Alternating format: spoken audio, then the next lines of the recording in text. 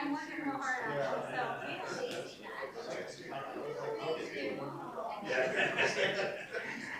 I can see her, she doesn't want to take it. I can see that works.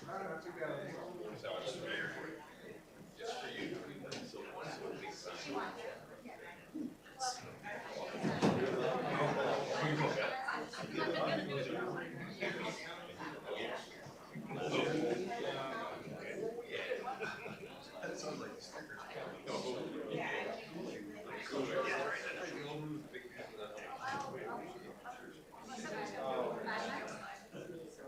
I just need till June.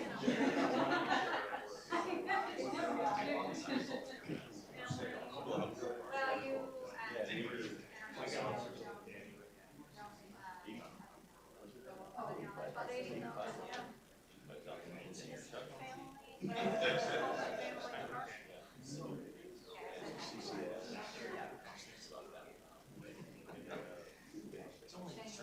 you see they have a son?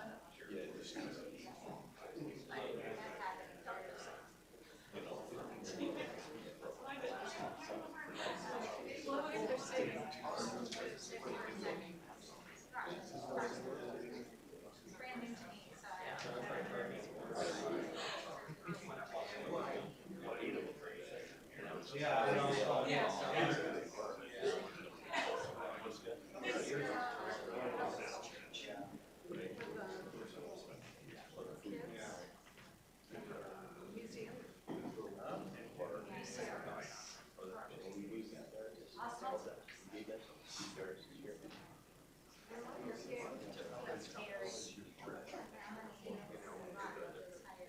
Terry last year.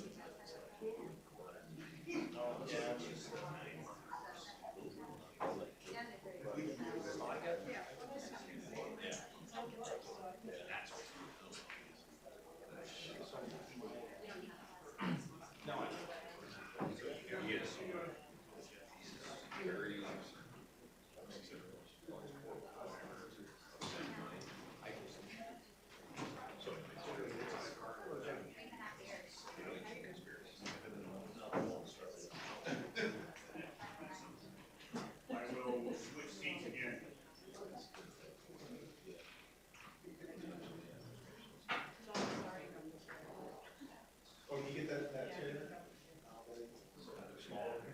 Yeah, it's chair that sinks. I just know things.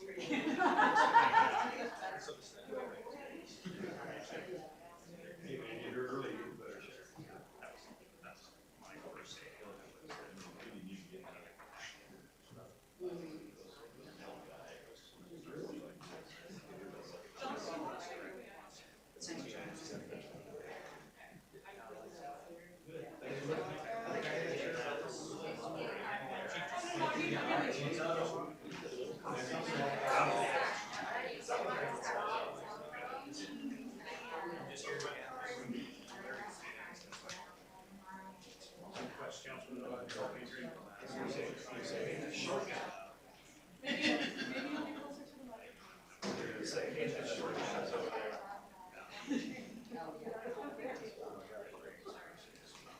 I'm gonna hit your family out of pocket.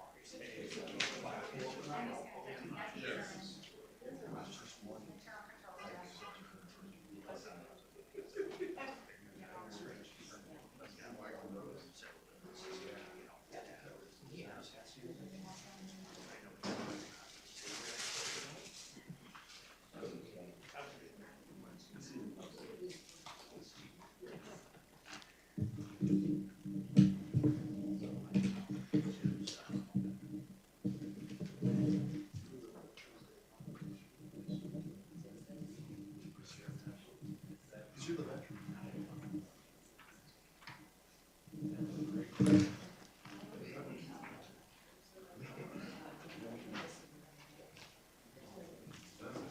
Close.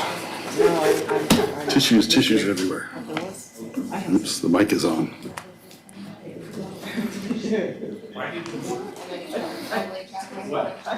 I followed you on that one.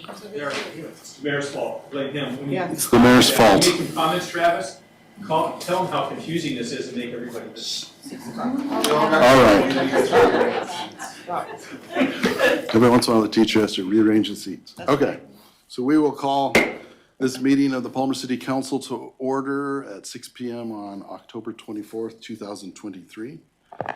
Madam Clerk, if you could call the roll, please. Councilmember Moline, Councilmember Alcantara, Here. Mayor Carrington, Here. Councilmember Tudor, Here. Councilmember Best, Here. Councilmember Cooper, Present. Deputy Mayor Anzalotti. Here. And Councilmember Moline texted in sick, so if there's no objection, we'll give her an excused absence for that. Next, we have the Pledge of Allegiance. And Mr. Moosey, could you lead us in the pledge, please, since you're standing already? To the flag of the United States of America and to the republic for which it stands, one nation, under God, indivisible, with liberty and justice for all.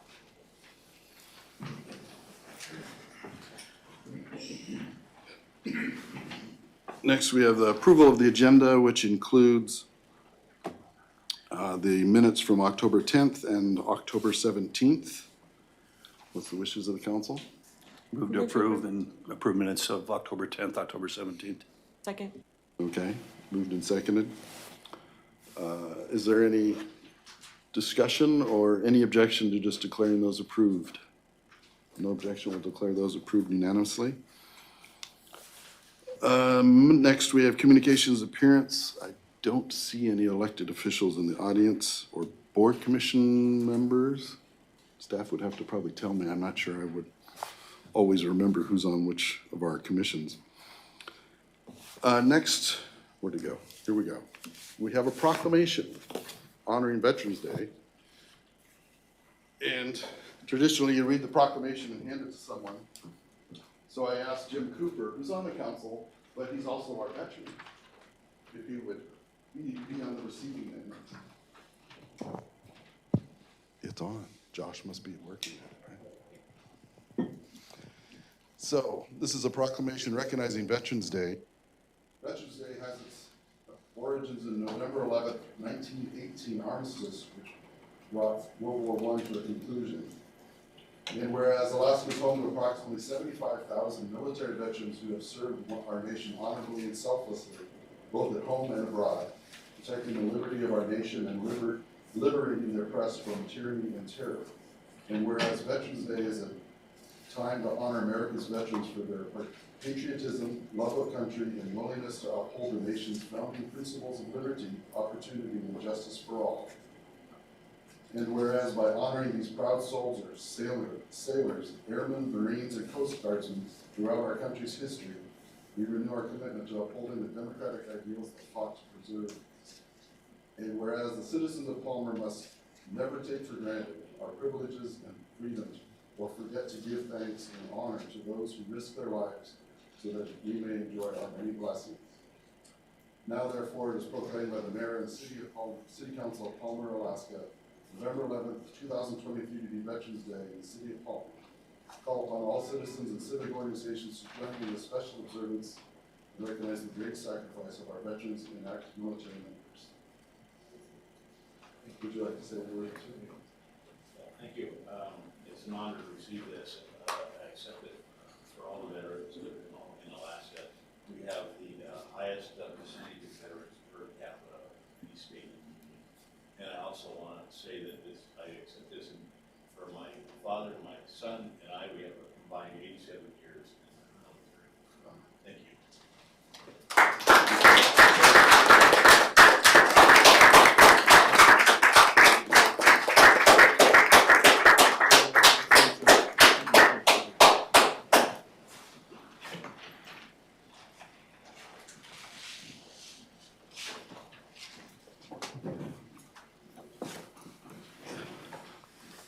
Next, we have City of Palmer 2022 audit presentation by Joy Mariner, Managing Partner of BDO USA. Hopefully I said that about right. Mr. Mayor? It seemed like it went away real quick.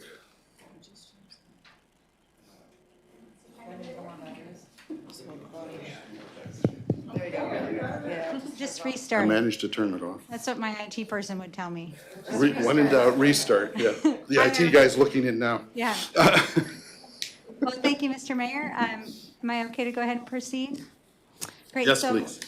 my name's Joy, as he mentioned, and I serve as the audit partner for the audit of the City of Palmer. And we had the pleasure of working with your team here on the 2022 financial statement audit, which has been completed for some time, but we're here to present those results to you.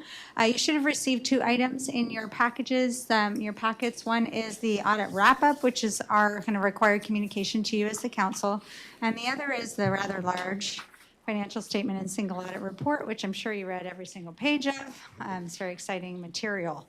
I'm going to touch on a few highlights from the packet that you already have hopefully had a chance to peruse, and the key items.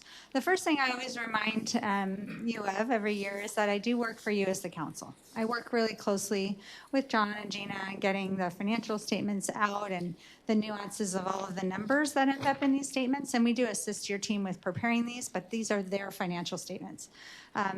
But we work for you as the council, as those charged with governance of the city.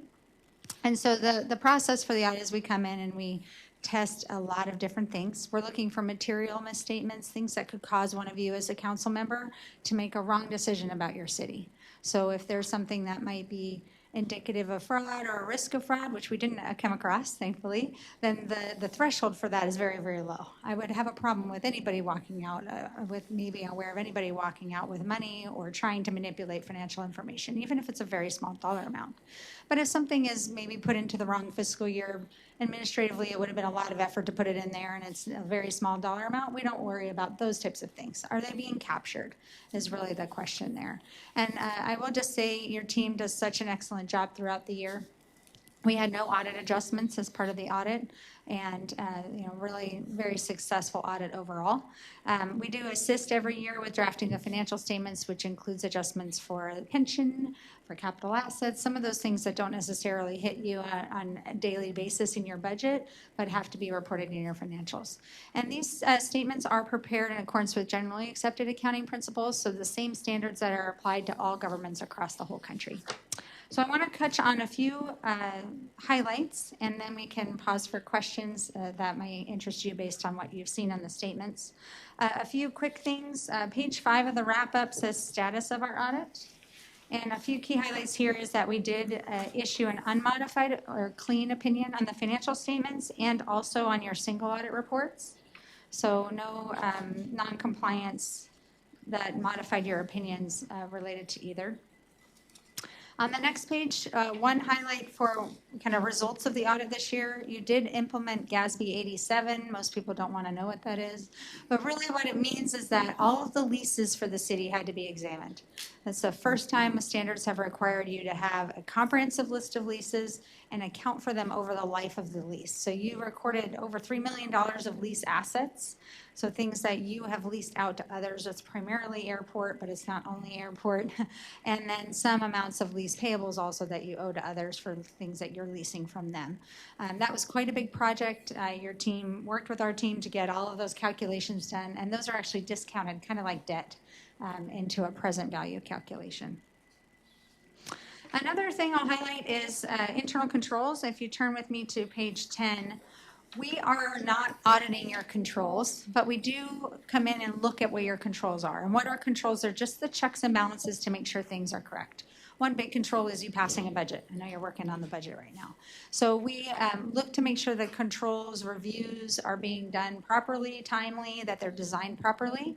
And then we let you know if there's anything we think you need to be involved in correcting. So if it's significant, what we would consider to be a significant or material control issue, we'd bring that to your attention. We didn't identify anything like that this year. Your team has really good controls, checks and balances in place, a lot of approvals. Everybody's signing a timesheet. Everybody's timesheet's getting reviewed and approved. No exceptions to any of those. And if you turn with me to page 11, the few control deficiencies we do outline here are what I would consider to be more like management advice suggestions, not something we believe the council needs to act on. And the first two we talked about last year. You do have a super user here. I think everybody knows who that might be. And, when you have a small staff, you often will have administrative level access for the highest levels of those staff. So you do have that kind of super user risk and user access. You don't want to hire 6 more FTEs to prevent that from happening, but we just encourage you to continue to request the financial information you're getting. If you ever see a gap in getting that information, that's when you as a council need to be stepping in, because your kind of back end review of the general fund budget to actual, some of those things we see in your packets is really critical to making sure that the city is still operating well. There's a third one there because there was a new issue this year with the closeout of the insurance trust.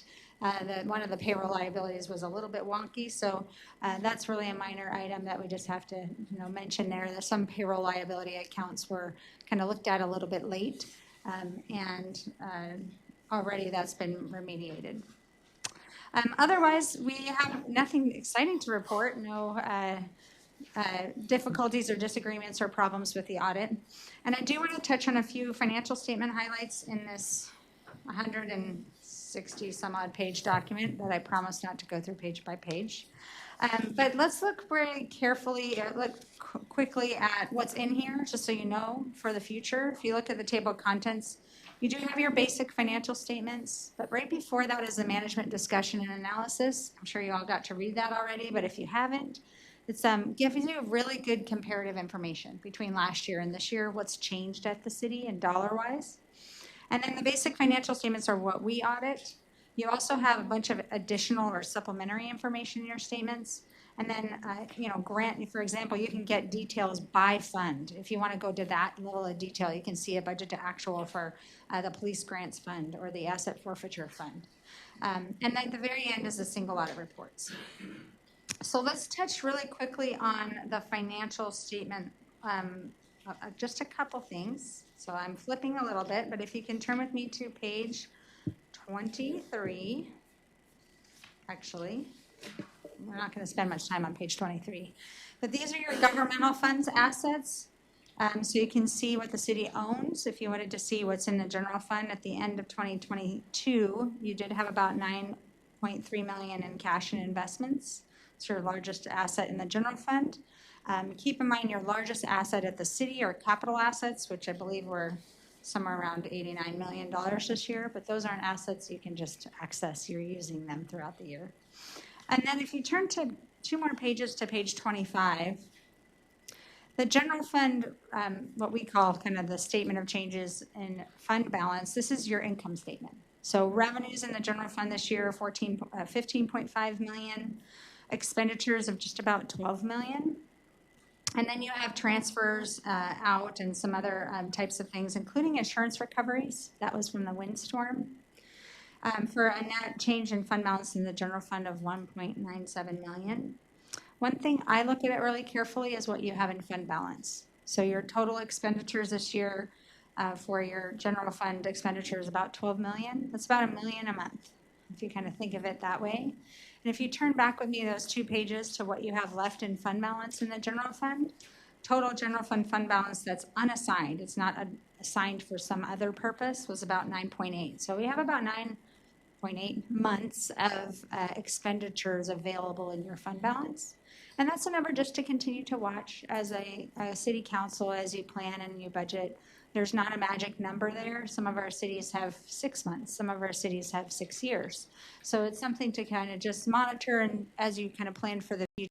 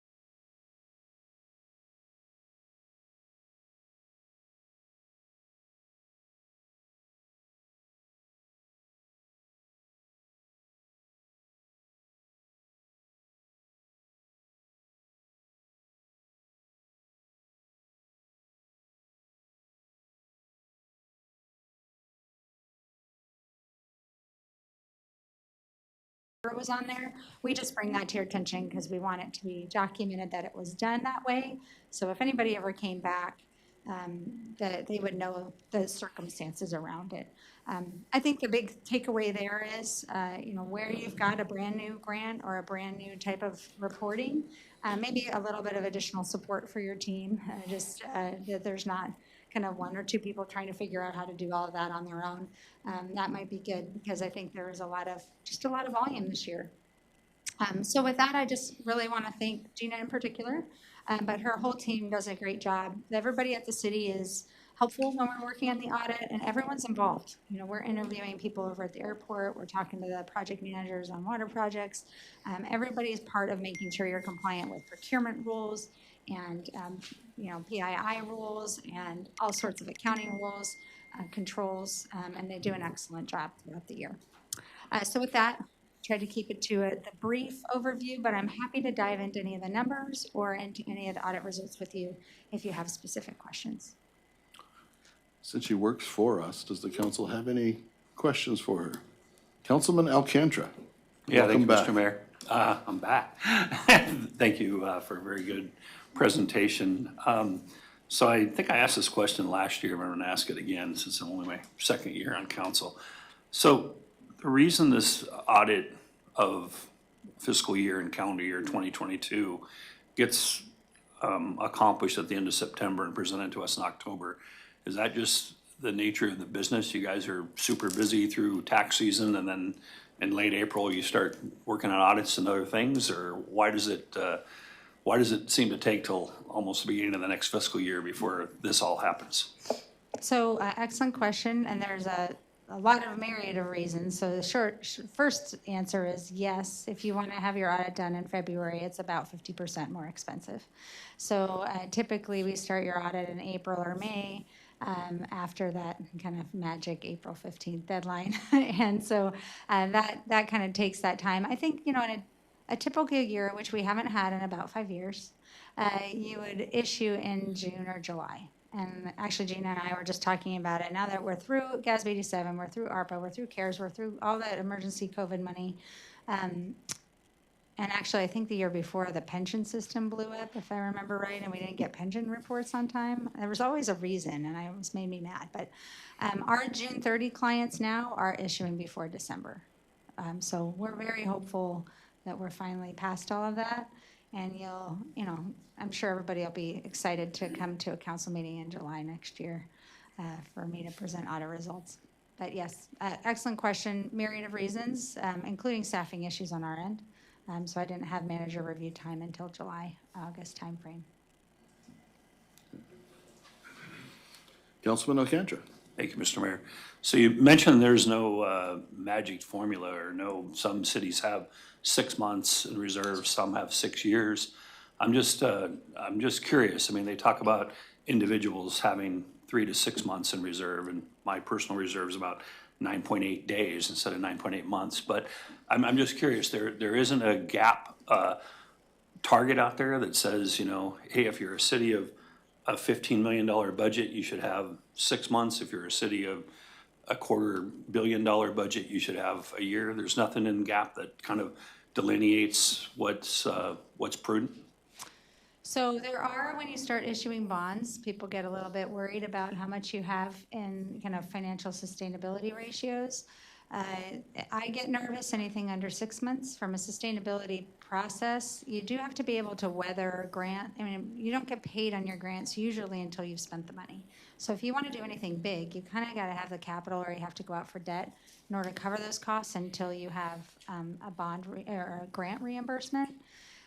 I think there's a balance there, because if you charge people more, either through taxes or service fees, and build up a huge cushion, then, you're kind of building up a cushion for what?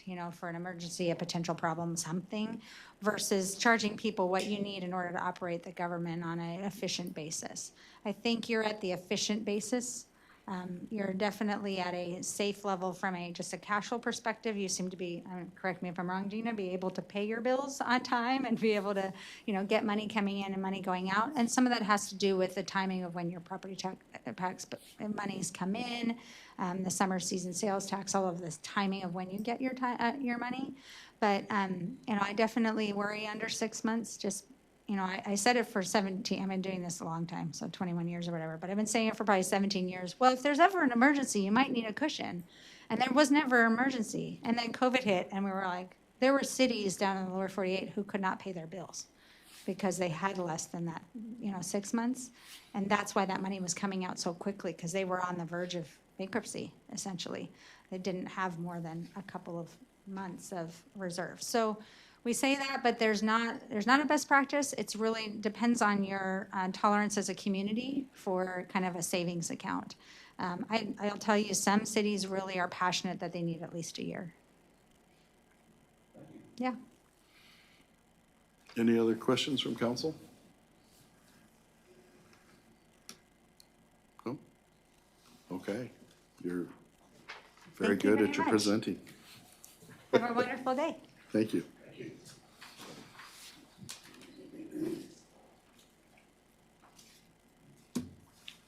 Next, we have city manager's report. Yes, good evening. I would like to kind of piggyback on report by Ms. Mariner. What you just heard as city council is really a combination of outstanding work. We're telling our citizens that we have an audit every year. We're put under a microscope on finances, and we're found worthy. We're found to be good stewards. This happens year after year. It may seem boring, but when you're serving community, and you're accountable for your money, accountable to meet your policies established by city council, and you come out practically perfect, that is a really good message. Also, too, I want to kind of let you in that, and was also stated, for really 3 years, we handled this COVID situation with the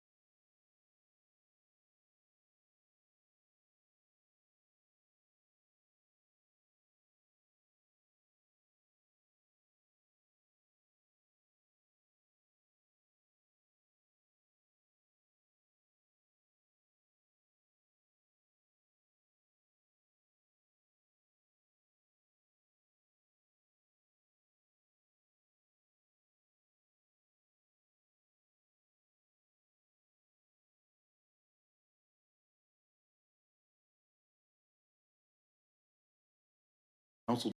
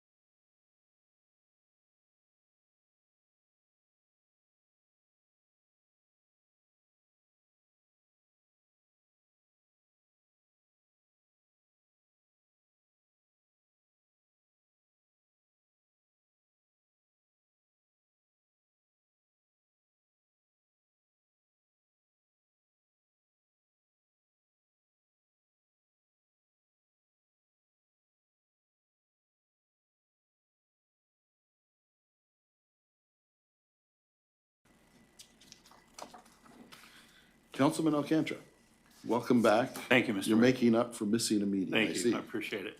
Hey, did you say the library presentation was November 15th from 4 to 6? I believe that's right. I got a nod from Yeah. Brad back I there. was looking for it in your report. I didn't see it. I just, I guess I just throw out there, you know this better than most, sir, that people that live in our town and commute to Anchorage, which is a ton of folks, making meetings that get over at 6, it's pretty tough nut to crack. So I just kind of throw out there, it's probably too late for this one, but in the future, if we could at least try to throw a 5 to 7 out there so people can show up after they get off of work, that'd be fantastic. We can probably convince Gary to stick around till 7 for that meeting, so. Appreciate it. Thank you. And I'm sure we'll be hearing more from him. Anything else? Okay. Madam Clerk, your report, please. I don't have a formal written report, but I'm happy to answer questions if anyone has any questions. Any questions of the clerk? Okay. Madam Attorney, Yes, good evening. Just been primarily administrative work since our last meeting, contract reviews and so forth, including those that are on today's agenda, of course, have been run through me. I also wanted to let you know I've begun working on the library's policy review request by the City Council. That'll be very similar in nature to the MPO analysis. That's the sort of the same approach that I'm looking at for putting that together. I'm hoping to have that done in the next few weeks before Thanksgiving. Any other questions for me? any questions for the attorney? And I won't make any comment about how many pages it might be. Okay, well, next we will go on to audience participation. We'll open audience participation. Reminder to come sign in, state your name, and you have 3 minutes per person.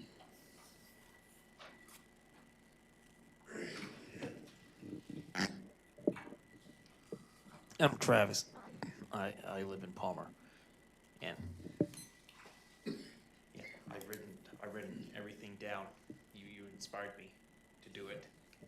So yeah, so I'm going to be reading it verbatim, and also ad lib and some stuff. Today's agenda is regarding recycling. As I mentioned before, I'd like to see more recycle bins, not just around Palmer, but in the valley. You've already did a ban on plastic bags and replace them with paper bags, which is a good thing. So I think I think putting recycle bins is feasible. Think about it. If you can raise up money for bicycles for the Palmer Police and bikes that could easily cost around $1,000 each, how much more recycle bins you could buy with the same amount of funds that were used to buy the bikes? Let's say that could maybe cost like $20, $50 or $100. You know, so here's a concept I want to introduce. Here's a concept I would like to introduce, because when I first came here, me and the mayor had a conversation about it, about choice, negative freedom and positive freedom. Negative freedom is simply not being forced to do anything. You know, you're free to do whatever, just as long as it within the confines, you know, of what you're limited with. Positive freedom is the freedom to pursue whatever you want. What does this have to do with recycling? Well, kind of a lot, because with the introduction of recycle bins next to trash cans, people can have the choice to save the environment or not. I mean, for example, when I go to Fred Meyer's, they have a box where you can put all your used paper bags. And when I go into Fred Meyer's and I see some paper bags in a trash can or some cardboard, I just simply dig out the trash and get the cardboard and the paper bags, and I put it in the where it needs to be, because that's where it needs to be. So yeah, so I like to, you know, with the recycle bins and stuff like that. And I will be writing these pre-written paragraphs for every meeting from now on, so that I will never be absent-minded when audience participation comes up. Thank you. Anyone else for audience participation?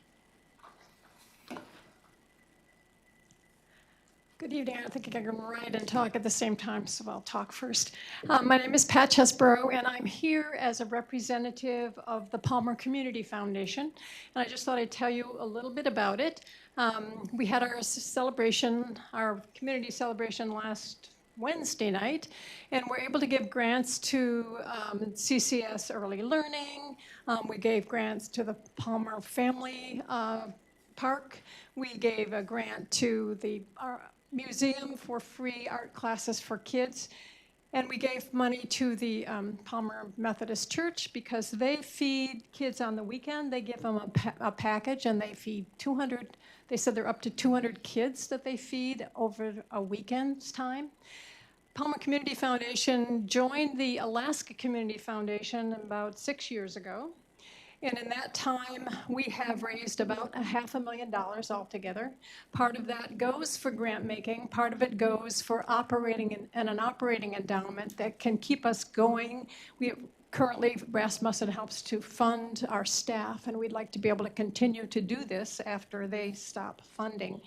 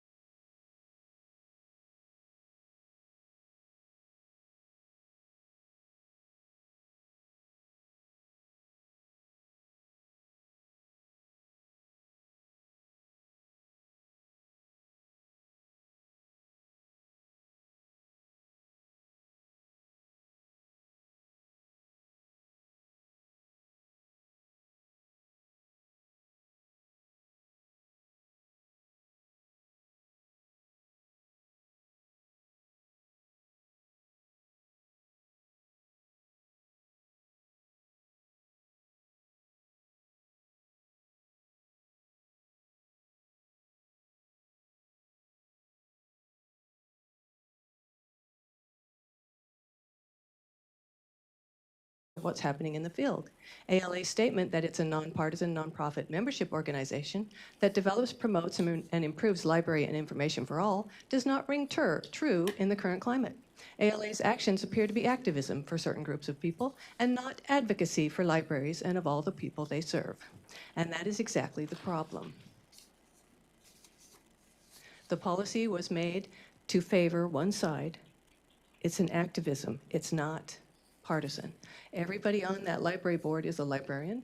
Everybody I speak to when I'm speaking about the books is associated with the library, and they seem to have a mission to keep pornographic and obscene material in libraries. And so please, I just want you to know that maybe the city should decide that they want to break with the ALA. Thank you.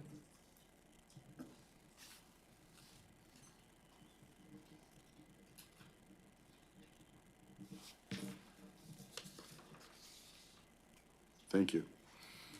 Is there anyone else for audience participation?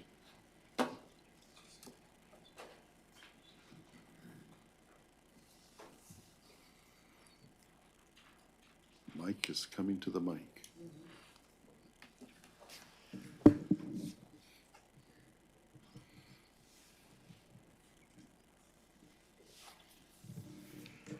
Thank you, Mr. Mayor. Mike Malewski, I live at 325 East Firewood Avenue here in downtown Palmer. Like many of you, I suspect you've noted there's a change in the weather. It was warm, now it's cold. I'm rushing to finish up a few projects, and I definitely am slowing as the temperature drops.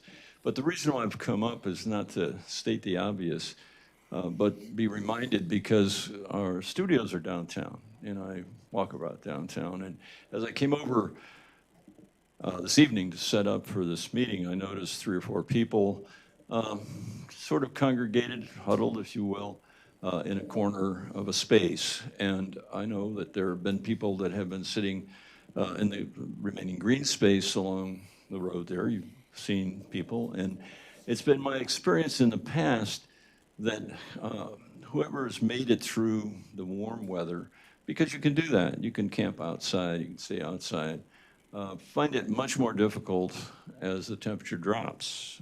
And I'm just reminded that back a ways, not too long ago, the city approached this issue of homelessness and the rest. And I just wanted to take the time to remind that that's still an issue. I know there may be people that are working on it behind the scenes, but it hasn't surfaced recently in discussion. So I'm actually asking it to be surfaced again, if you would. Thank you. Thank you. Is there anyone else for audience participation? Okay, we will close this audience participation. No public hearings. Action memorandum, number 23-062, directing city manager to notify the state of Alaska of the city council statement of non-objection of the Connoisseur Lounge LLC located at 226 West Evergreen, Suite 2, marijuana license number 27522. What's the wishes of the council? Move to approve. Second. Moved and seconded. Is there any discussion or questions? Councilman Best. Just like we do with the review of the liquor licenses, has any comments been received to the clerk's office or the city council in opposition or support of this after the release? Nope. Nope. Okay, no comment. All right. Mr. Mayor? Yes, Councilman Best. Actually, I do have another comment. Okay. I would really like to say that for a first-time establishment after the law had changed, that this business has come in with an understanding of the nuances that were concerning a lot of folks within Palmer, that we were afraid of having, you know, blasted out on the sides of the building, and just a really hyper promotion of marijuana itself. But I would like to say that this business has come in very demure, laid back, that they've done their business, and yet it is not been an issue or problem with how they are affecting the community and or have been supported in the community as well. So I really appreciate the tenor that they have really started business in this manner. Any other comments or questions from the council? Madam Clerk, if you could call the roll, please. Deputy Mayor Anzalotti, Yes. Councilmember Cooper, Yes. Councilmember Best, Yes. Councilmember Tudor, Yes. Mayor Carrington, Yes. Councilmember Alcantara. Yes. Unanimous? All right, unanimous. Next, we have Committee of the Whole, presentation of the 2024 budget. Action may be taken by the council following the Committee of the Whole. We need a motion and a second, and I guess a vote to go into Committee of the Whole. So move. Second? Okay, so moved and seconded. Is there any objection from the council to going into a Committee of the Whole? So we'll declare that as unanimous. First off is presentation and discussion of classification study. City of Palmer Human Resource Manager, Mr. Manager. Yes, thank you. In your budget book is our current pay system.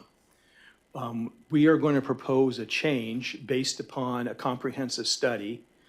But before we get into that, I would like to have our HR director, Kimberly Green, come and explain the process that we went through for the analysis of the proposed change.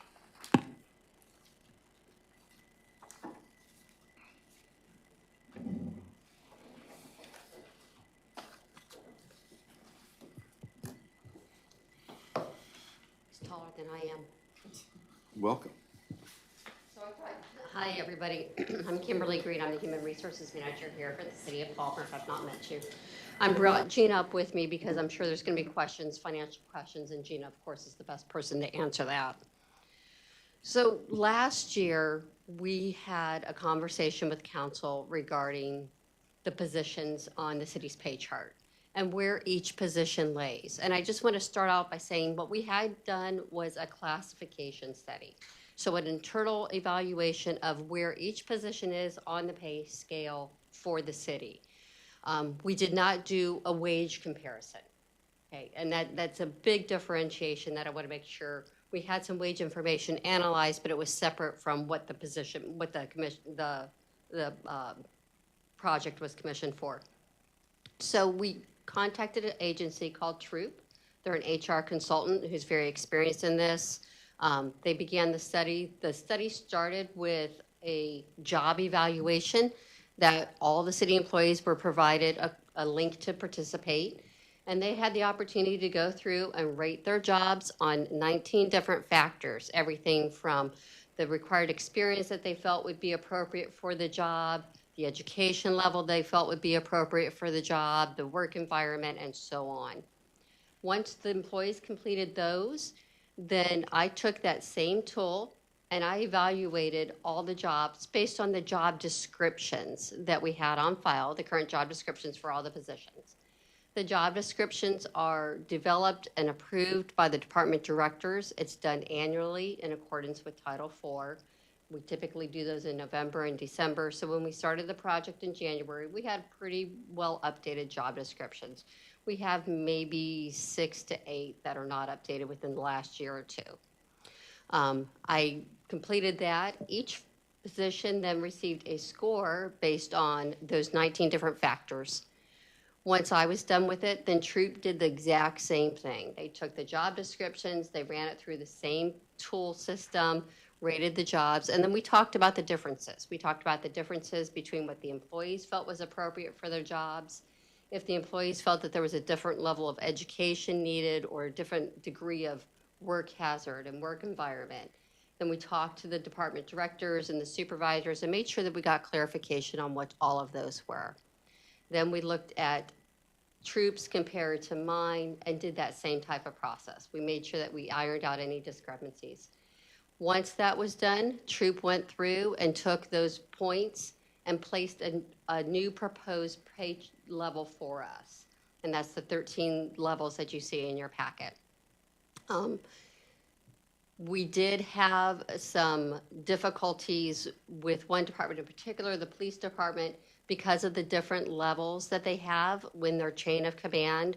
So we did expand that pay level chart, that pay chart from the 12 that we had to the 13 to accommodate the police commander. And that's the proposal that you see in front of you.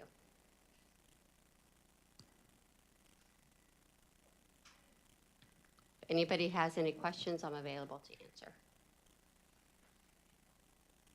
And if you don't have any questions, I did a really great job. I would just comment that because of our small employee base, that I don't really want to start digging in the public and start comparing different actual positions.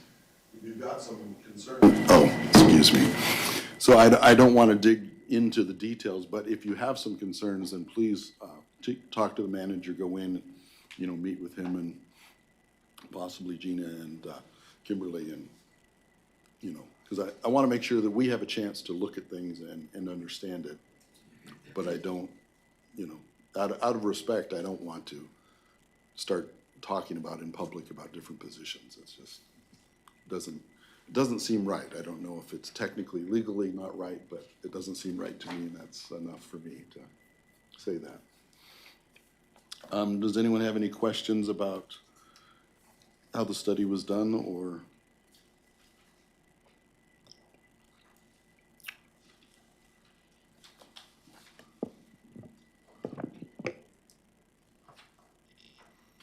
Councilman Tudor. Mr. Mayor, not really a question, but just a comment. When I was reading through this, I was very impressed by the thoroughness.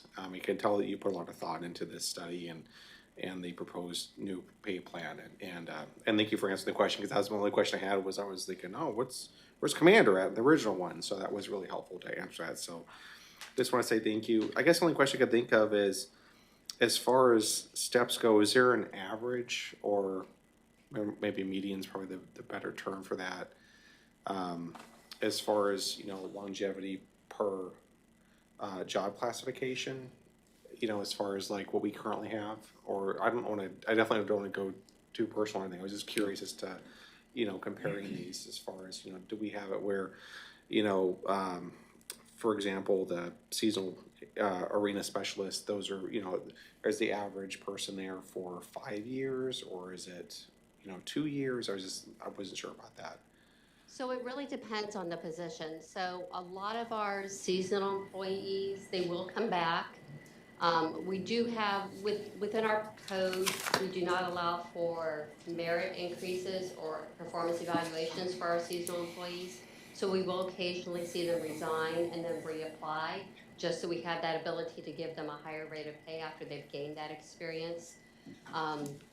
Since I've been here, we're working on 5 years now, I would say the majority of them do return. We'll have 1 or 2 that won't, and that's typically because they're college students and they're going away, although sometimes they will come back. Thank you. You're welcome.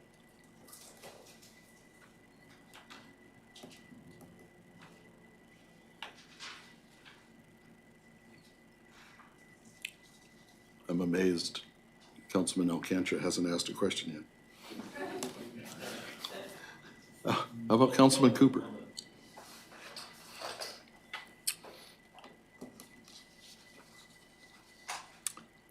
Well, we can go on to the rest of the budget and then just, so this is go ahead, Councilman Tudor. Thank you, Mr. Mayor. It's probably a dumb question. I'm assuming that this comprehensive pay plan you just did, I'm assuming this is not what's reflected in the budgets that we've received so far, or is that included with the current budget numbers that we have?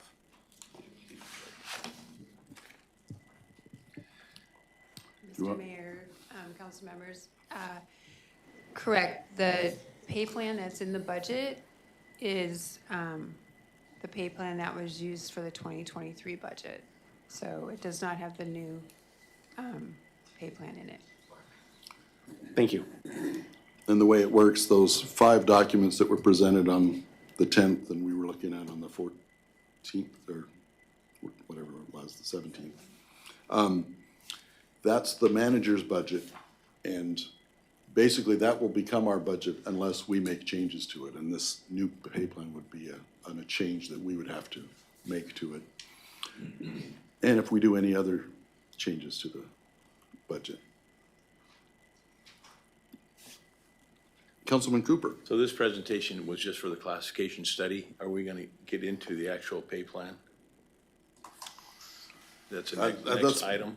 I mean, as far as, I mean, I have some generic comments about the pay plan overall and some questions. I don't know if we're gonna get into that or if they're If you appropriate wanna, at this point.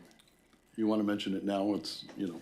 Well, I guess that one of the comments I have is, and I had mentioned this to the city manager, the average cost of living in Alaska,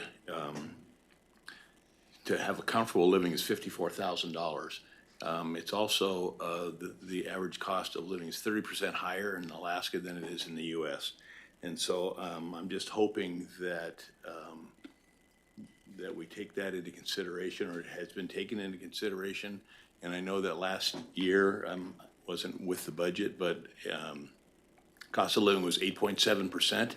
I don't think that we gave the city employees an 8.7% raise. This year, it's at least 3.2%.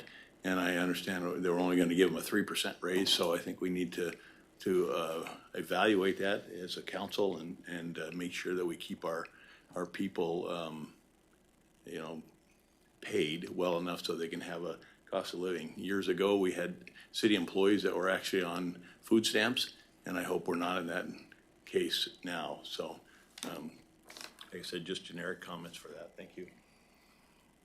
Mr. Manager, can I ask, did we do a COLA for 2023? So, no, what you have in the budget is the current system. We knew we were going to go to another pay plan. And we were anticipating getting the results earlier, but we did not. I also felt as manager and going into next year, I wanted to be the one to bring this to city council and make these corrections as you agreed to, as opposed to letting it go another year or another 6 months. So what you have in there is exactly the same as 2023 budget. That is correct. That is correct, and in 2023, there was a 3% COLA. And so, On the pay That plan. was my question. yes. Thank you. And so with the new system coming, what we intended to do for budget purposes is everybody would be put on a new chart to the closest positively on where they are right now. And we can, as we get into this, we can kind of talk about, you know, the effect of that and the cost of that. So there is not a 3% or 5% per se that is coming to each employee with what's in your budget book or even what is being planned to be substituted. Okay. Councilman Alcantara. Thank you, Mr. Mayor. Interest has been spurred sufficiently. So I brought this question up to the city manager a time or two, and I'm still kind of in association with the comments the councilman to my left here, is that why do we have a level 1? I mean, I see it, we have no job classifications in there. I know we've talked a little bit about if you had some sort of special teenager program or something, but if I'm understanding this right, if we implement this, we're looking at the lowest paid seasonal arena attendant, janitor, et cetera, would be $16.08 an hour starting January 1st, 2024.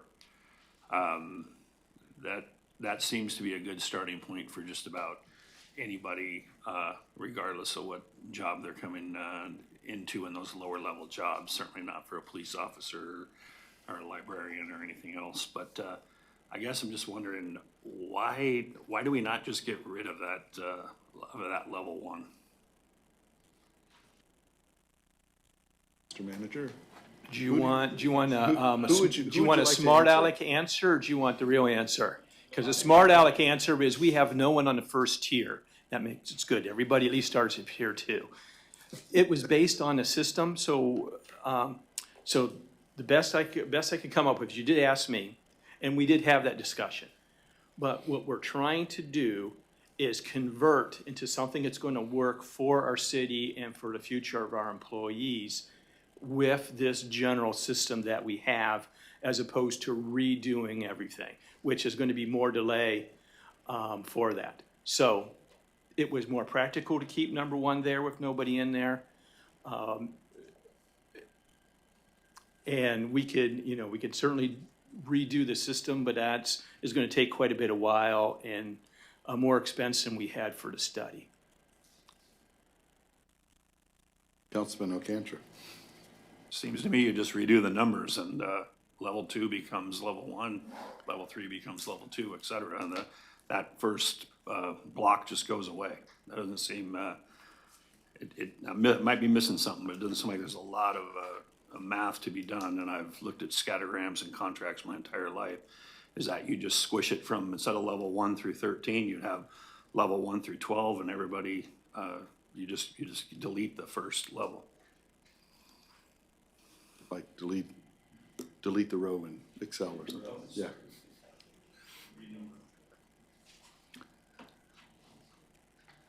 I think an answer is being discussed, so hang on.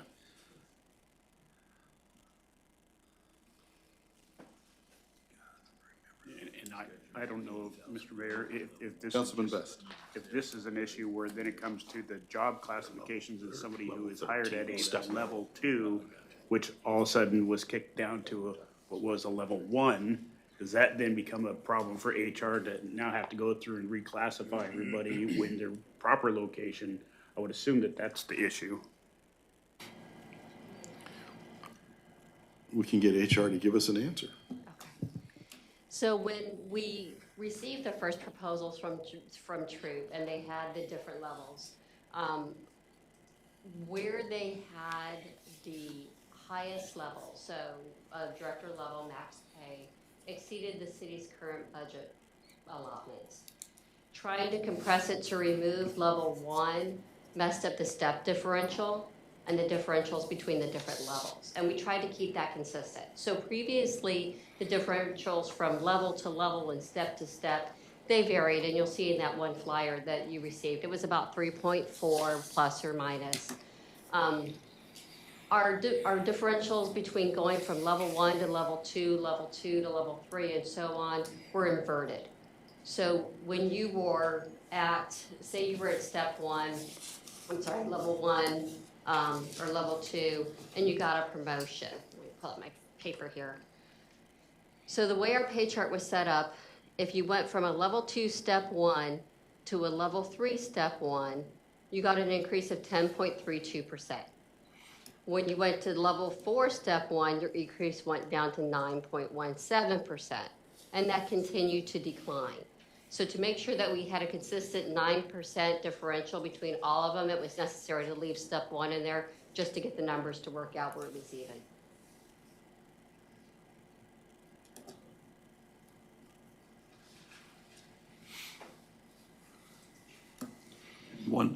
Councilman Alcantara, yes. Thank you, Mr. Mayor. One last thing to point out too, from what the council member mentioned, is that if we gave folks a 3% cost of living raise and they moved a step on the pay scale, their true take-home pay went up around 6.5%, correct? Because they got a 3.5% bump by going from, if they're level 6, step 3, and they moved to step 4, plus got a 3% raise, their take-home went up about 6.5%. Not the 8.7, but closer to inflation than just a 3% bump, correct?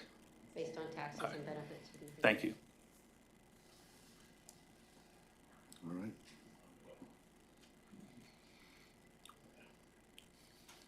So any other questions for the brave ladies sitting here?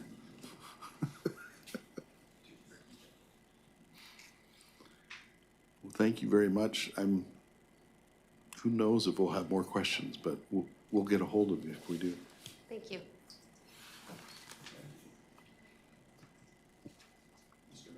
Yes, Mr. Manager. I am prepared to do. Mike. I am prepared to discuss the rest of this. Would you like me sitting here or at the table? Oh, at the table, so Okay. although if I look over there, I'll see the time and rush you along, so, you know. Good point. But there's also. Okay, so this means we're moving on to the rest of our committee of the whole, and since it's a committee of the whole, basically anything on there is fair game, and so there's not an order that we have to do. Councilman Best. Actually, Mr. Mayor,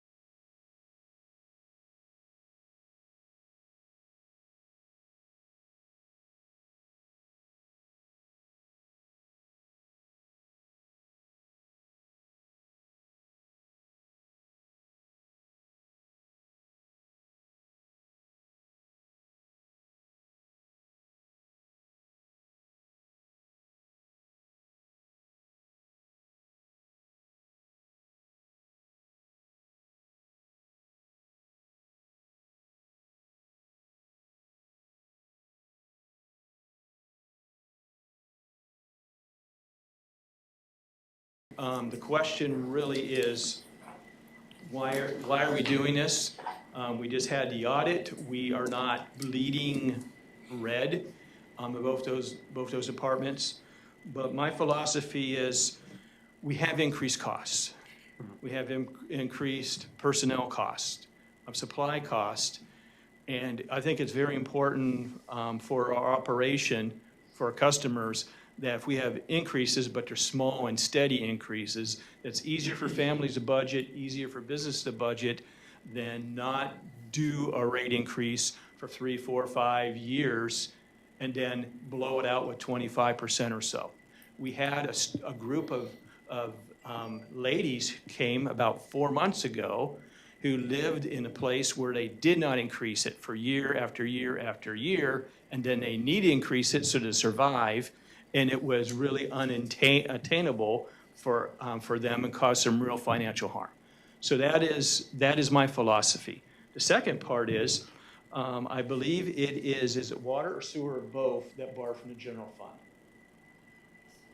Sewer. Sewer is borrowed from the general fund, and the outstanding debt they owe to the general fund is swagging at $2 million. Is that fair? So there is still some stuff not on your books here, still have to be paid back, and we'll do that responsibly as we can. That is pretty much page, what was that? With, 144. Okay. and that 2 million from the sewer fund is owing is primarily due to our increased costs for clarifiers, et cetera, so forth. Yes, and we got ourselves in trouble a long time ago, and we fixed it. That is the only change we have, we are proposing to you for the fees and fines. Is there any questions you have about any of this? Councilman Tudor. Yeah, I know I harped on this earlier, but, kind of my issue is like, for example, under the airport fees, on page 3 of the fee schedule, why are we cheaper than Wasilla Airport? I mean, I've always considered, our airport to be better. Yeah, it's better. I mean, there's just more amenities there. It seems like, we should at least be on par with that. And also, for example, with the, on page 86 for the trash service, it's fallen below what other competitors charge.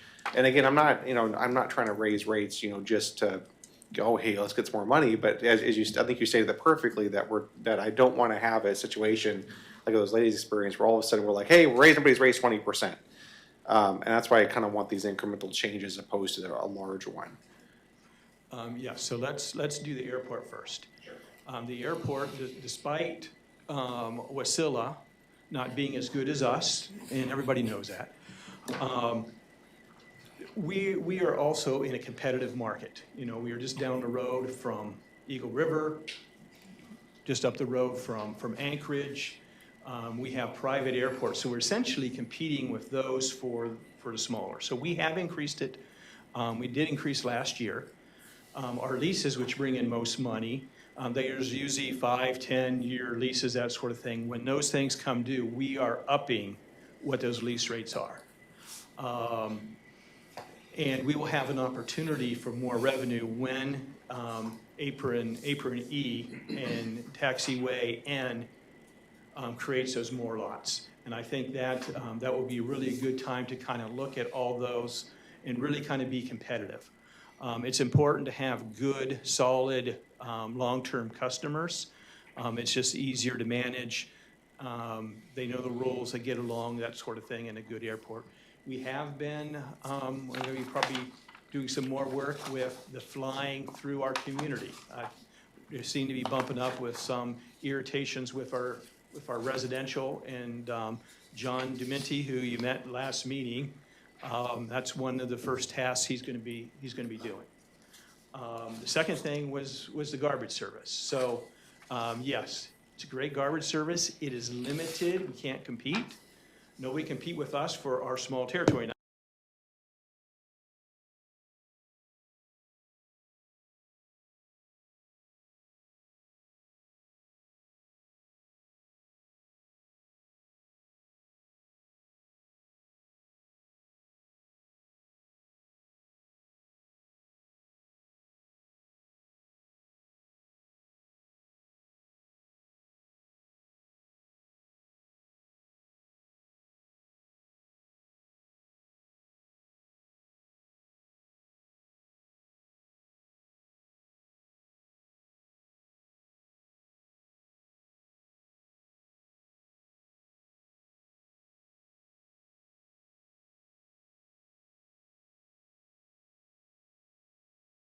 Okay. Yes, and you'll see different in a tab on your budget book. There's a solid waste fund that's really kind of like a little business unto itself. Okay. Deputy Mayor Anzalati. Thank you, Mr. Mayor. There were some constituents concerned about the online sales tax last year, if it was returning to the city of Palmer or not. Did we look into that? Yes, we were always looking into that. So let's say, for instance, you live in Butte and you're being charged a sales tax. Let us know. We got a system and we can have you removed. But we are, if you're doing business in the city of Palmer, you're getting your mail in city of Palmer, you're using city of Palmer, why should you not contribute? The city of Palmer is pretty unique where we serve, 32,000 people, and we only have less than 6,000 residents. They really contribute mightily to our success and our services, and we have to increase our cost of services to serve, the extra 24,618 people. Follow up? Okay, Councilman Cooper. Thank you. This might be for our attorney, but as I go through here, there's, one of the fees is appeal to hearing officer regarding a decision of the Planning and Zoning Commission. Non-refundable application fee is $3,000. And I wonder, what the heck? I can address a portion of that, and then I think some of that is also the administrative fees. You know, as we were looking at potentially exploring other panels or committees evaluating the, you know, this, other areas of different items, I was like, you know, you need a fee associated with that. And so in a lot of ways, when we were evaluating policies, I was looking at the zoning being an example for that. That's an extremely difficult burden, and findings need to be evaluated for that. So you're talking about potential property rights being limited or taken away from an individual, and then they go through the appellate process internally, which is an administrative hearing process. And then their next step after that, if they didn't want to, would be to take it to the Superior Court in the state of Alaska in order to evaluate that. So I'm not sure of the exact administrative costs, but just from a legal perspective, the amount of defense and administrative paperwork and processes to make sure that all due diligence is required as we go through that hearing process, that's actually probably cheaper than a lot of the other state administrative hearing fees established if people want to appeal something at an administrative level. Councilman Cooper?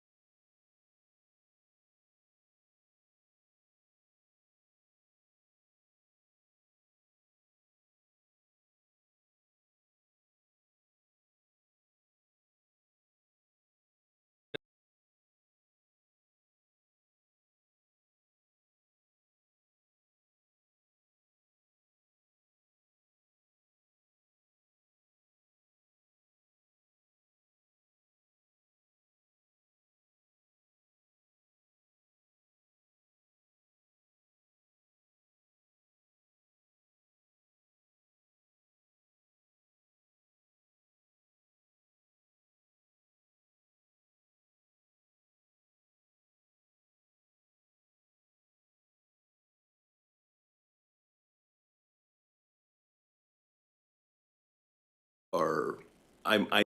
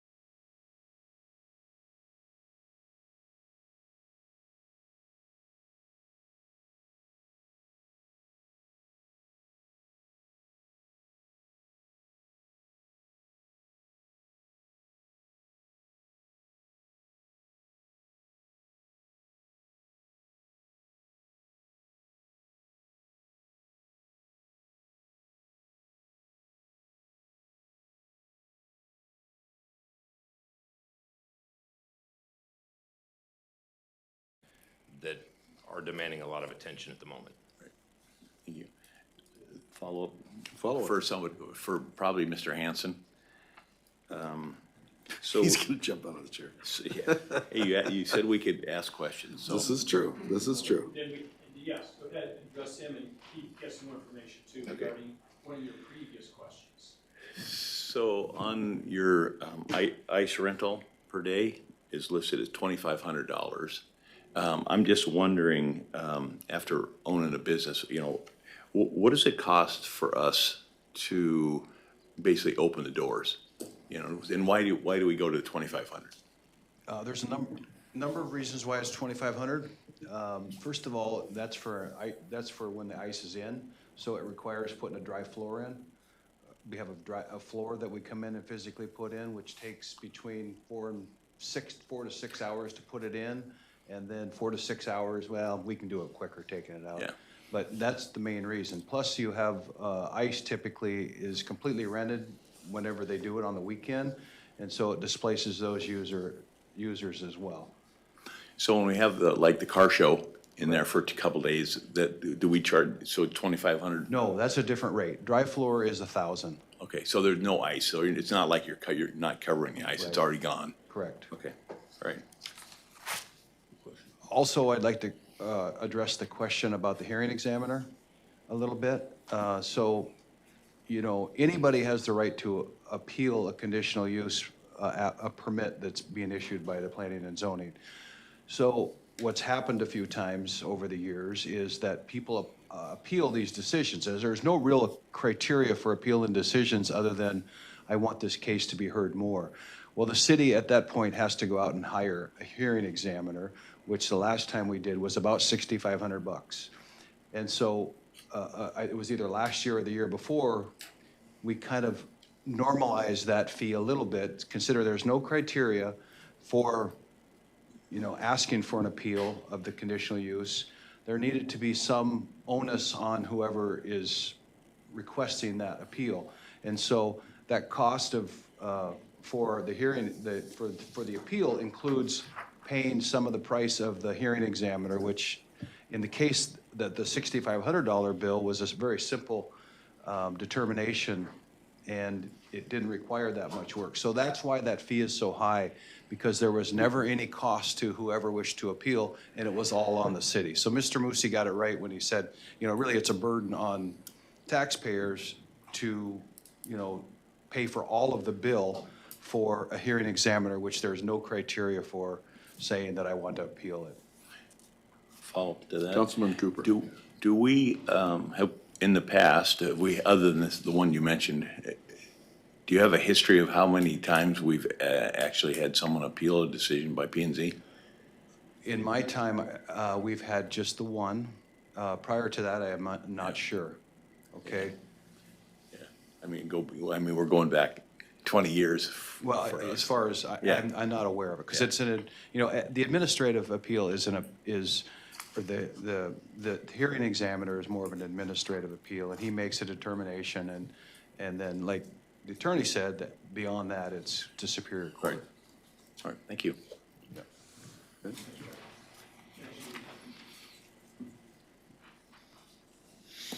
So what's the score? The Arizona Diamondbacks are going to the World Series. Okay. Big upset. So, Councilman before we Cooper, get going on, you're still here. Going back to the appeal process, is there a way that we can get comparative values from other cities, whether it's We Eagle can. River or But I guess what I need to know from city council, do you want to cover your cost, or do you want to subsidize? And then we can do a breakdown of expected cost, because what Wasilla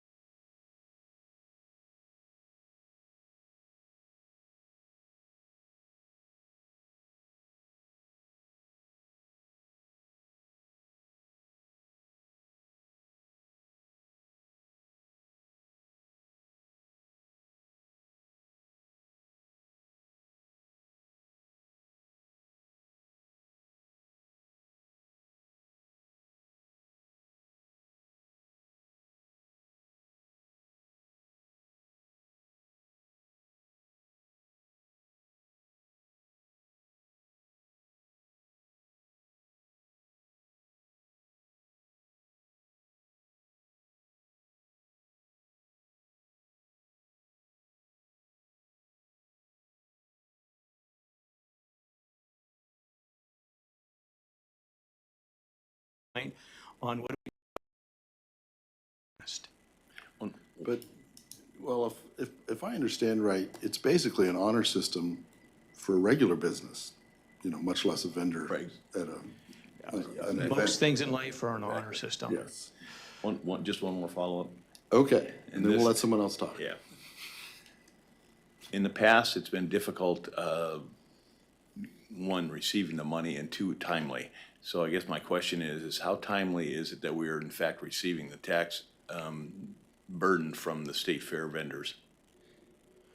I'll have a report to you. I think this is probably more deeper discussion and give you a reasonable answer. Let's provide some details for that. I am not aware, not been brought to my attention, this is a big issue. But we will examine that, we'll have discussion, and we'll bring something back to you. Thank you. Councilman Alcantara, you know, you're good for the moment, okay? Any other? So Okay. if I can go into the fine schedule. Sure. Because it is fine. It is fine. Is that the next section? That's the next section. We're gonna have to get a number here because we pretty much are keeping the same until I get page 10. And what page is it in? Then Gina will give us 149. 149. So there are some things that kind of come up that, in the last section, this is chapter 9.56, interference with utilities. And you'll see in red, we have unauthorized use of fire hydrants, $1,000. We have had situations where people are just getting in to our fire hydrants and taking the water. That's not cool, but there's been times where they break the fire hydrant and it will cost us $1,000 or $2,000 to repair it. So when this thing came up, all we could do was have a discussion. There really wasn't anything to hold over our head, so we like to do that. I'd also like to back up under that same chapter, you'll have in your thing, pollution of drinking water, damage to water or utility system. And we may need some help from Sarah, but under that, I like to put an asterisk under damage to water or utility system, illegal dumping in storm systems. That could cause problems. We had an incident where somebody found it was really cool to take their antifreeze, lots of antifreeze, and dump it in our storm system. That just happened recently, and all we could say is don't do that, and that causes damage. So we do have fines set up. We would like that included, understanding that damage to water or utility system, that would include the illegal dumping in storm systems. We think that's important to do. That is the only changes that we have in this fines, and we've talked in the past and made some changes on this. So I feel we're getting pretty good at being where I think we should be on the fines. Okay, Madam Attorney, would you, I guess maybe ask a question, do we look at adding that to like a line 3 on that?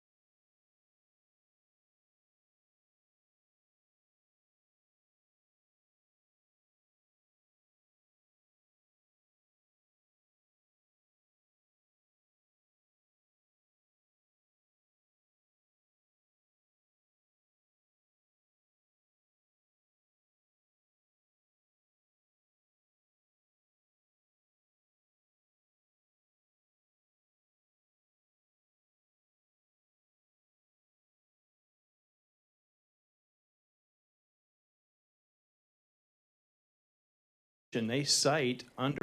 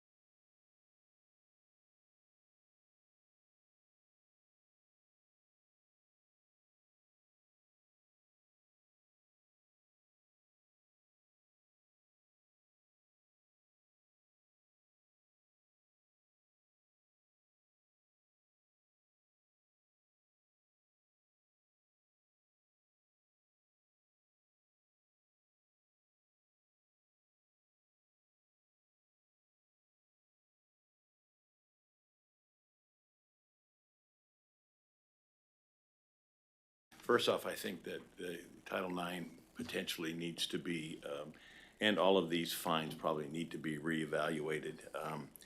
You know, I look at some of the fines, for example, gambling, obscene language, trespass, curfew for minors, $75 first offense. No parking in a snow zone or whatever, $150. The one that really gets me is assault and battery.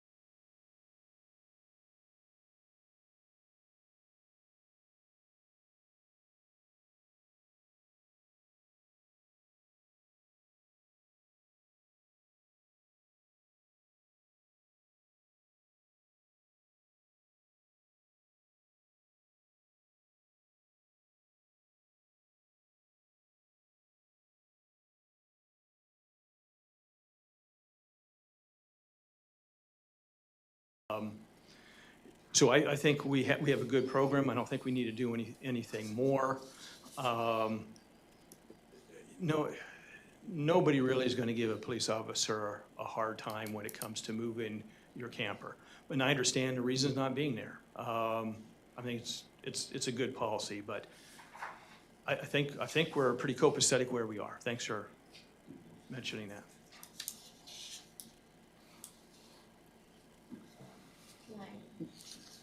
I noticed. Madam Attorney. Yes. Would you thank like to? Yes, yes, Mayor. Thank you.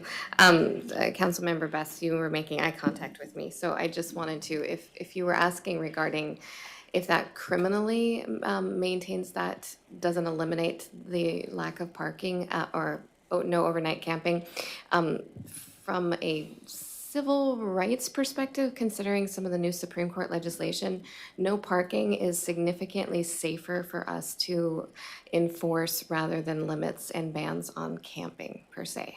It's just more strategic. On the other hand, at times we need that place for parking. Yeah.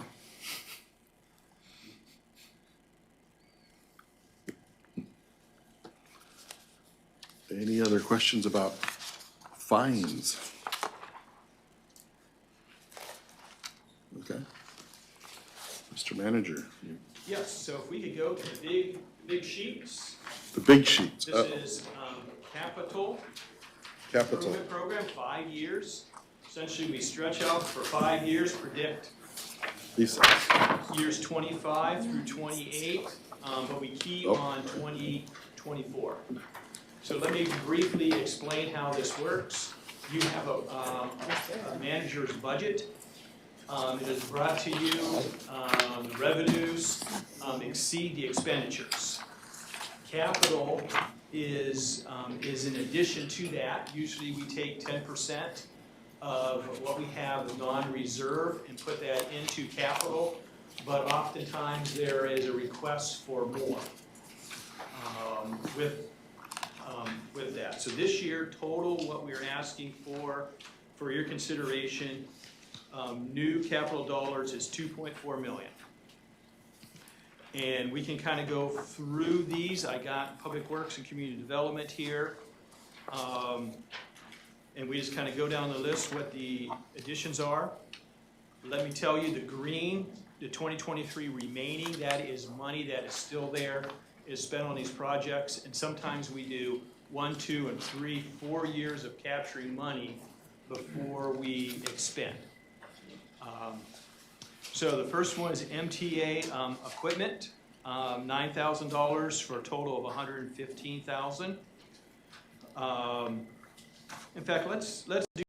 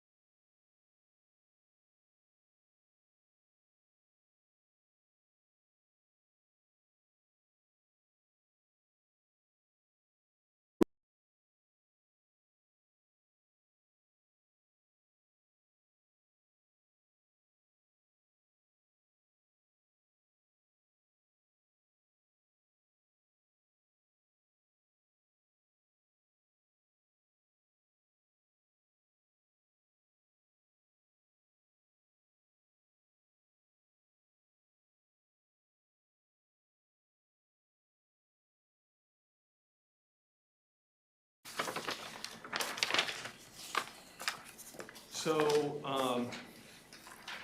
the next one, $40,000 for install drainage parking lot community development. We have an actual lake out there we can't seem to get rid of in that area. I don't want to spend a dime, but we've tried everything as far as cleaning that out, putting gravel in, lifting up, and it's just not working.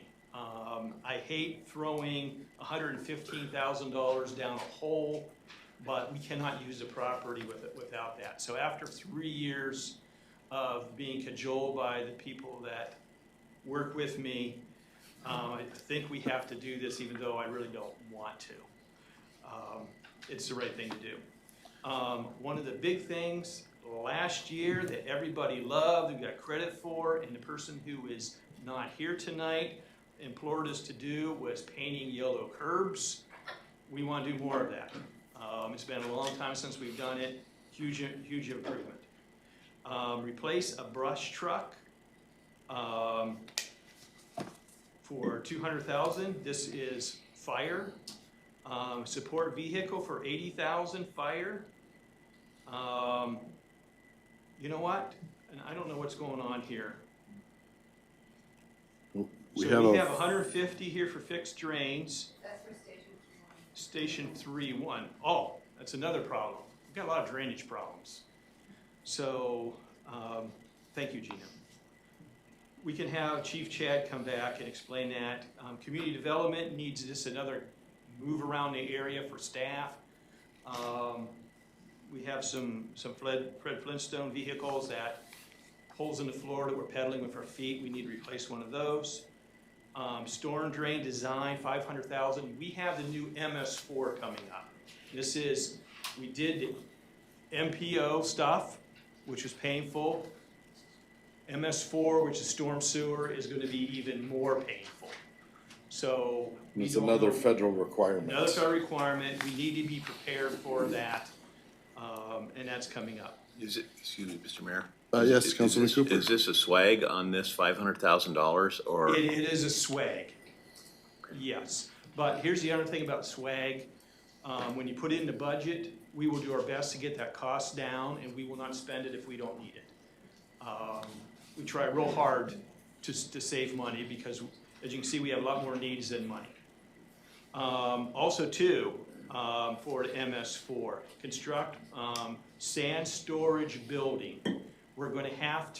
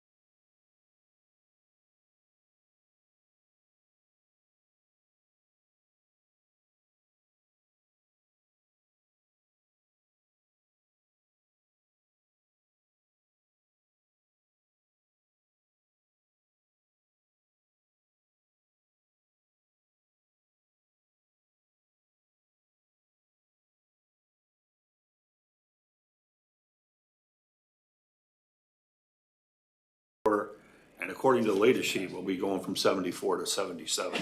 So I guess just 3, not 4, unless there's something new that I don't know about.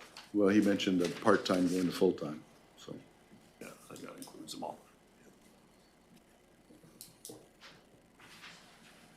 Councilman Alcantra? I was just gonna say, I mean, as the city continues to grow, and I know the city manager said, I know officially we have a DCED number of like 5893, but unofficially, I think we're up above 6,100. We have new subdivisions going in, new things going in. Our population's going to continue to grow, and with that, I don't think an increase of 3 positions or about 4% is out of line at all. So I have no worries with what was presented.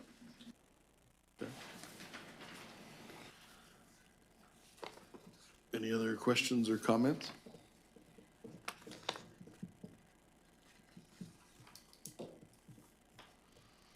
Well, I'll have a question for the council. So I keep penciling in November 7th is 2 weeks away, if I remember right? Because I was working really hard not to mess up Halloween. Do we want to meet on the 7th, and do we have specific things we want to cover, questions to throw at them? Or just, the committee of the whole works rather well. We stick the whole budget in there and we can ask any question that fits in the budget, which is most everything. Councilman Alcantra. Just speaking for myself, I think waiting until the November 14th meeting and having time, if we need it, to speak with city manager, finance is fine by me. I don't know what more could be done on November 7th than what we'll accomplish on the 14th. Okay. One vote anyway. Yeah. Anyone else want to weigh in? I'll take just a little bit different approach. I'd rather see us get through this faster than not. And if we have a meeting then, potentially we can get it done the next week, and then as opposed to pushing it into December. So we have a split. Councilman Best.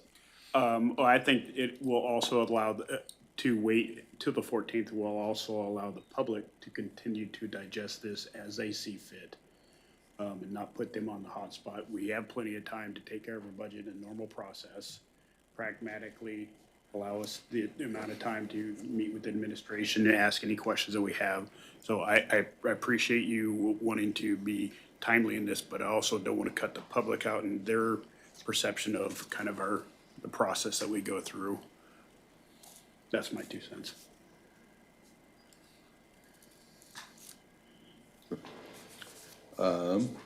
Any more, Councilman Best? Mike? Okay. And another factor is by code, we have to adopt the budget at a regular meeting. We couldn't do it at a special meeting. Not that we'd be ready on the 7th, but that's just another factor. Theoretically, we could do it on the 14th if we're so inclined, but. Okay. Uh-oh, Gina's here. Has some timely information, accurate information, I'd say accurate information. So the question regarding the pay plan and the proposed pay plan with the classification study, the additional cost to this budget would be $278,600 roughly. $278,600. Yes.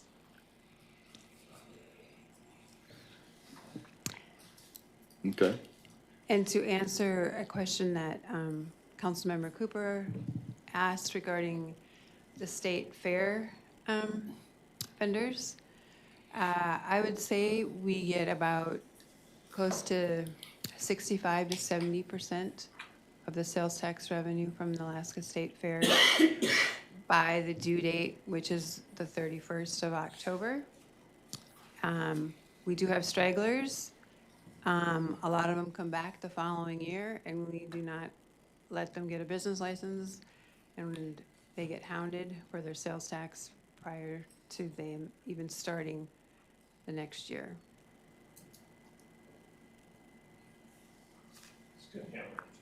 Yeah. And, well, and I've seen him out there in multiple years. Who was it that you had out there this year?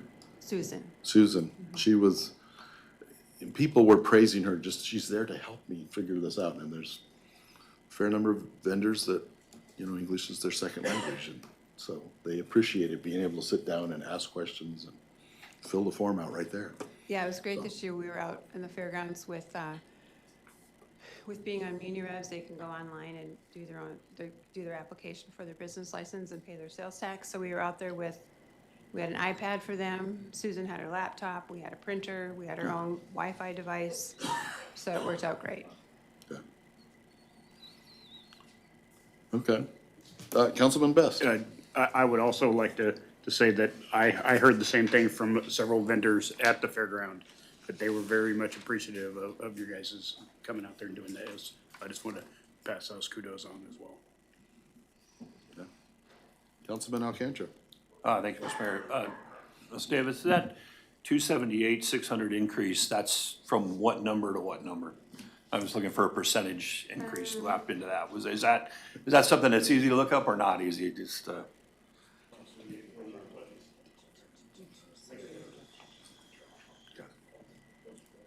That's okay. We got till the 14th. I'm just trying. I'll come back. Okay, thank you.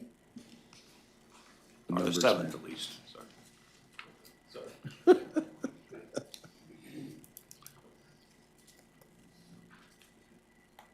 Anything else?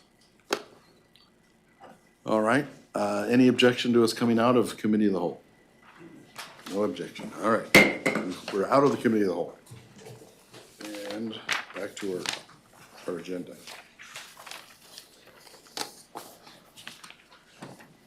So I think I will just go ahead and declare that we won't do a special meeting November 7th. We'll just look forward to the 14th. But we still could come in on a Saturday if we have to, later in November. You know, there's other times we can do this. Okay, no unfinished business, no new business. Record of items placed on the table. 2 documents from the finance director regarding the budget. Okay? And next we have audience participation. We'll open audience participation. Please come in, come forward, sign in, start with your name, 3 minutes, unless your name is Wes. Hi, Wes. Speaking of tax collectors, welcome.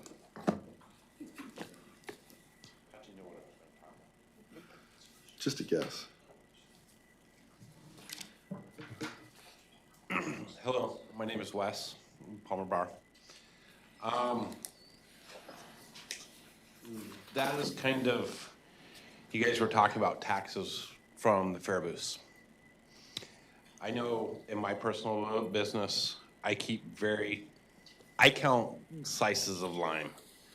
I count cherries, count everything.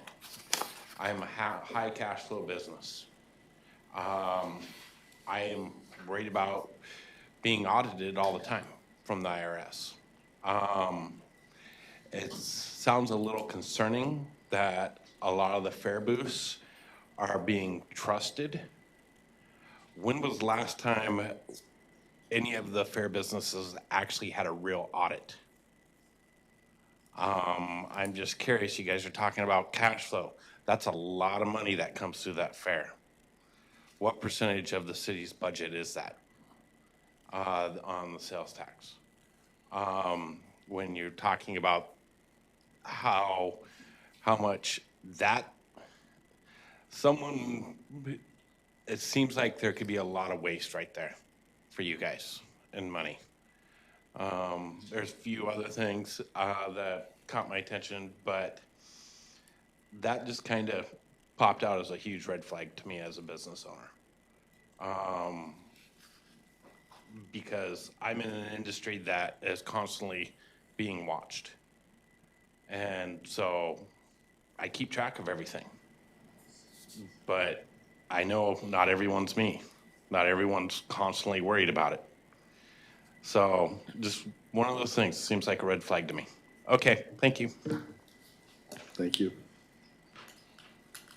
Anyone else for Audience participation.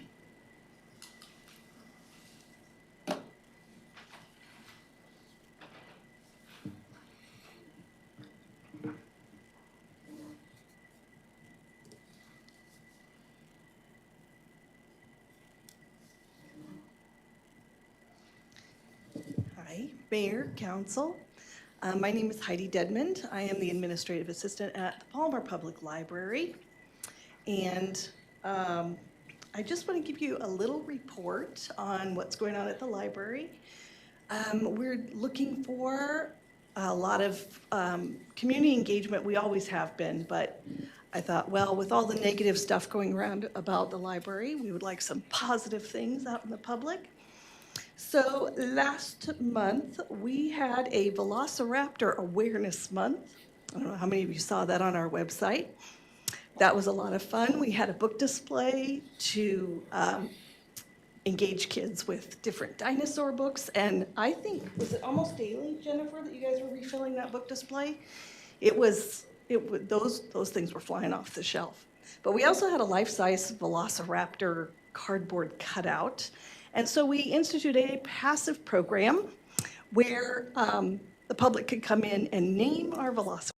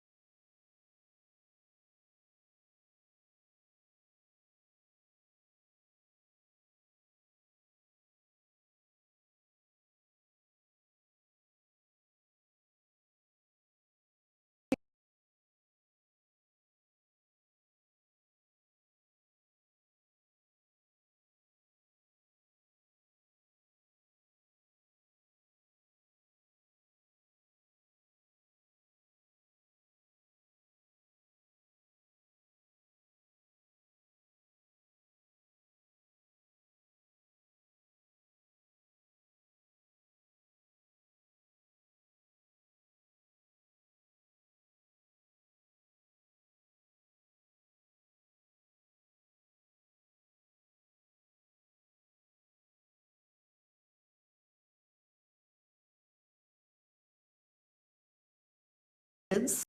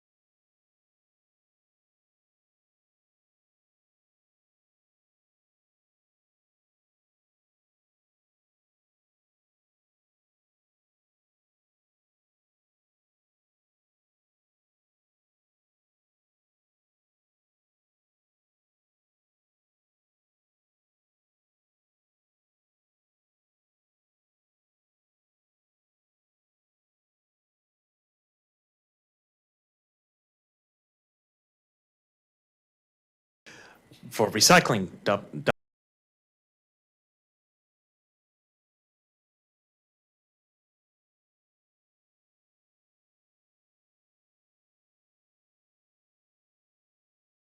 what they want. And I think we're not doing our part. We're using negative freedom because you're just offering people one choice, and that's just to throw things that they can't use. And I've also heard that you were talking about people not disposing their antifreeze properly and other stuff. If people can get on to people not to disposing antifreeze, and I know it's also an environmental concern, we should also advocate on, what not to throw away, like, stuff like that. And I should have next time when I come up here, I'm gonna write notes for the next audience participations. Anyone else for audience participation?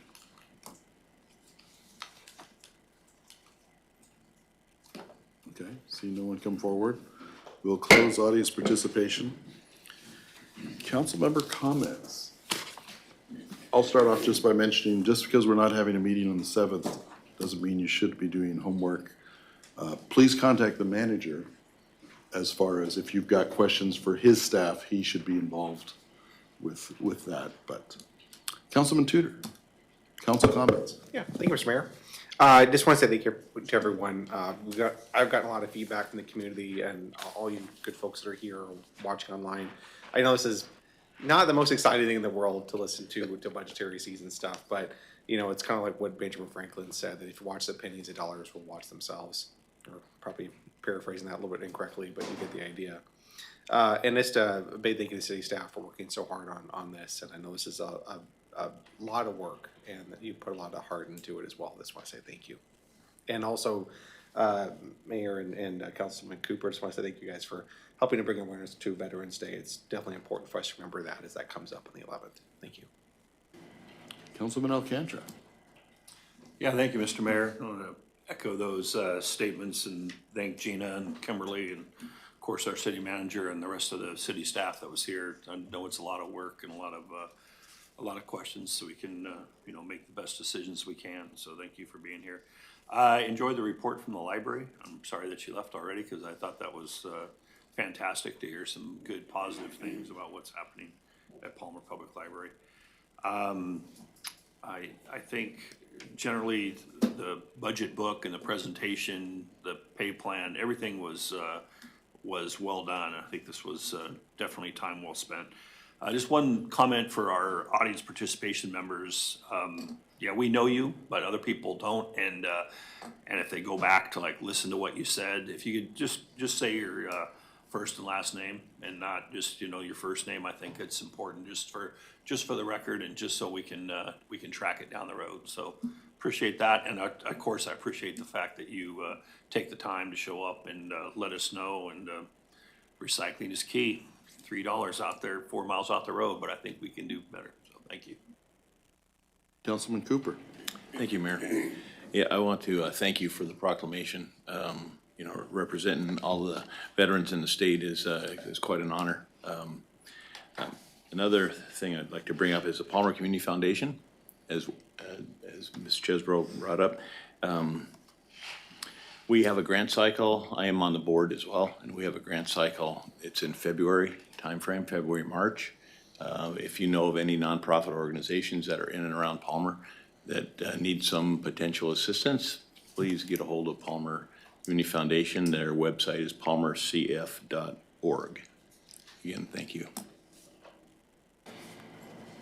Councilman Best. I would like to say that it was disheartening to not hear that Vic Fisher would make it to the 100-year birthday mark. He died at the age of 99 this last weekend, the last signer of our state constitution. Whether you agreed with some of the positions that he had over his career, you could not argue against his heart for the state of Alaska. So when you have a moment, kind of take your time and reflect upon that man and the others that also were the signers of our state constitution and what their commitment did. And also understand that it's also in some small part what each of all of us, the ones sitting out in the audience and the ones behind the dais, we're all participating in that self-governance aspect. So I really appreciated him. Deputy Mayor Anzalati. Thank you, Mr. Mayor. I also wanted to thank our staff. It's really encouraging to hear from the auditors and just, I mean, we know how well you guys work together and work with the other employees, and I love to hear that, so thank you guys for all your hard work. And I also wanted to say thank you to the mayor and to Councilman Cooper for the Veterans Day proclamation, and thank you. And I'll just say one last thing. The best part about the budget is the cover. Good job, Gina. We're adjourned. 8:15.